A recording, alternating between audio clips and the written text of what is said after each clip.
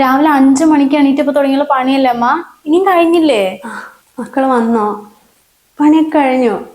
രണ്ടാളും കൈ കഴിട്ടിരുന്നോ? അമ്മ ചായ എടുത്ത് വെക്കാം. അതൊക്കെ ഞാൻ എടുത്തോളാം അമ്മേ.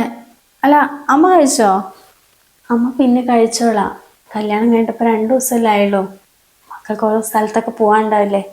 കഴിച്ചിട്ട് വേഗം പോകാൻ നോക്കിക്കോ. പ്രത്യേകിച്ച് എവിടെയും പോകാനൊന്നുമില്ല അമ്മ.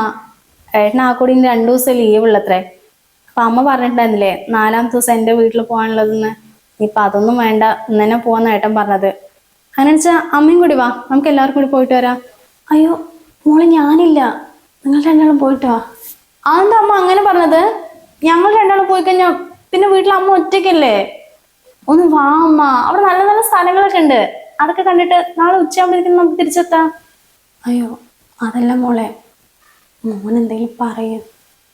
അതിന് ഏട്ടനെന്ത് പറയാനാ? അമ്മ ഞങ്ങളുടെ കൂടെ വരുന്നതിന്റെ സന്തോഷമേ ഉണ്ടാവുള്ളൂ. അമ്മ പോയി മാറ്റിക്കോ, ഞാൻ തന്നെ ഇടുന്നത്.